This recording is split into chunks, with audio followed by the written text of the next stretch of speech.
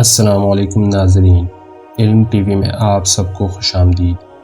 دوسروں بصرہ شہر میں ایک انتہائی حسین و جمیل عورت رہا کرتی تھی۔ لوگ اسے شہوانہ کے نام سے جانتے تھے۔ ظاہری حسن و جمال کے ساتھ ساتھ اس کی آواز بھی بہت خوبصورت تھی۔ اپنی خوبصورت آواز کی وجہ سے وہ گائیکی اور نوحہ گیری میں مشہور تھی۔ بصرہ شہر میں خوشی اور غمی کی کوئی مجلس اس کے بغیر ادھوری تصور کی جاتی تھی۔ یہی وجہ تھی کہ اس کے پاس بہت سا مال و دولت جمع ہو گیا تھا۔ بصرہ شہر میں عیاشی کے حوالے سے اس کی مثال دی جاتی تھی۔ اس کا رہن سہن امیرانہ تھا۔ وہ بہت قیمتی لباس زیب تن کرتی اور مہنگے ترین زیورات سے بنتی سنورتی رہتی۔ ایک دن وہ اپنی رومی اور ترکی کنیزوں کے ساتھ کہیں جا رہی تھی۔ راستے میں اس کا گزر حضرت صالح علیہ السلام کے گھر کے قریب سے ہوا۔ آپ اللہ تعالیٰ کے نیک بندوں میں سے تھے۔ آپ بعمل عالم دین اور عابد و زاہد تھے۔ آپ اپنے گھر میں لوگوں کو درس دیا کرتے تھے۔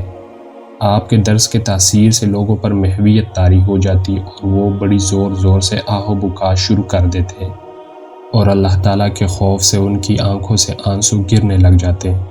جب شہوانہ نامی عورت وہاں سے گزرنے لگی تو اس نے گھر سے رونے کی آوازیں سنی۔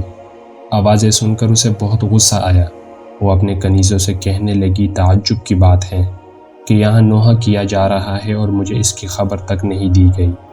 پھر اس نے ایک خادمہ کو گھر کے حالات معلوم کرنے کے لیے اندر بھیج دیا۔ وہ خادمہ اندر گئی اور اندر کے حالات دیکھ کر اس پر بھی خدا تعالیٰ کا خوف طاری ہو گیا اور وہ وہیں بیٹھ کر رب کے سامنے رونے لگی۔ جب وہ واپس نہ آئی تو شہوانہ نے کافی انتظار کے بعد دوسری اور پھر تیسری خادمہ کو اندر بھیجا، مگر وہ بھی واپس نہ لوٹی۔ پھر اس نے چوتھی خادمہ کو اندر بھیجا جو تھوڑی دیر بعد واپس لوٹ آئی اور اس نے بتایا کہ گھر میں کسی کے مرنے پر ماتم نہیں ہو رہا بلکہ اپنے گناہوں پر آہ و بکا کی جا رہی ہے۔ لوگ اپنے گناہوں کی وجہ سے اللہ تعالیٰ کے خوف سے رو رہے ہیں۔ شہوانہ نے یہ سنا تو ہنس دی اور ان کا مذاق اڑانے کی نیت سے گھر کے اندر داخل ہو گئی، لیکن قدرت کو کچھ اور ہی منظور تھا۔ جو ہی وہ اندر داخل ہوئی، اللہ تعالیٰ نے اس کے دل کو پھیر دیا۔ جب اس نے حضرت صالح علیہ السلام کو دیکھا تو دل میں کہنے لگی، افسوس میری تو ساری عمر ضائع ہو گئی، میں نے انمول زندگی گناہوں میں گزار دی، اللہ میرے گناہوں کو بھلا کیسے معاف فرمائے گا۔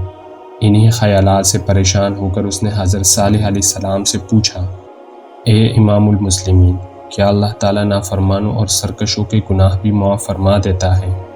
آپ نے فرمایا، ہاں، اللہ تعالیٰ کے وعدے انہی کے لیے تو ہیں تاکہ وہ سیدھے راستے پر آ جائیں۔ اس پر بھی اس کی تسلی نہ ہوئی تو وہ کہنے لگی، میرے گناہ تو آسمان کے ستاروں اور سمندر کی جھاگ سے بھی زیادہ ہیں۔ آپ نے فرمایا، کوئی بات نہیں، اگر تیرے گناہ شہوانہ سے بھی زیادہ ہوں تو بھی اللہ تعالیٰ معاف فرما دے گا۔ یہ سن کر وہ چیخ پڑی اور رونا شروع کر دیا اور اتنا روئی کہ اس پر بے ہوشی طاری ہو گئی۔ تھوڑی دیر بعد جب اسے ہوش آیا تو کہنے لگی، حضرت میں وہی شہوانہ ہوں جس کے گناہوں کی مثالیں دی جاتی ہیں۔ پھر اس نے اپنا قیمتی لباس اور مہنگے زیور اتار کر پرانا سا لباس پہن لیا اور گناہوں سے کمایا ہوا سارا مال غرباء میں تقسیم کر دیا اور اپنے تمام غلام اور خادمائیں بھی آزاد کر دیں۔ پھر اپنے گھر میں قید ہو کر بیٹھ گئی۔ اس کے بعد وہ شب و روز اللہ تعالیٰ کی عبادات میں مصروف رہتی اور اپنے گناہوں پر روتی رہتی اور ان کی معافی مانگتی رہتی، رو رو کر رب کی بارگاہ میں التجا کرتی، اے توبہ کرنے والوں کو محبوب رکھنے والے اور گنہگاروں کو معاف فرمانے والے، مجھ پر رحم فرما، میں کمزور ہوں، تیری عذاب کی سختیوں کو برداشت نہیں کر سکتی، تو مجھے اپنے عذاب سے بچا لے اور مجھے اپنی زیارت نصیب فرما۔ اس نے اسی حالت میں 40 سال زندگی بسر کی اور انتقال کر گئی۔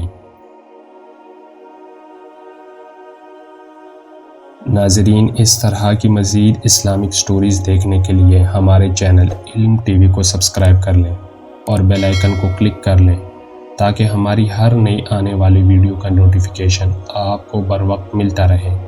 ویڈیو دیکھنے کے لیے آپ کا بے حد شکریہ۔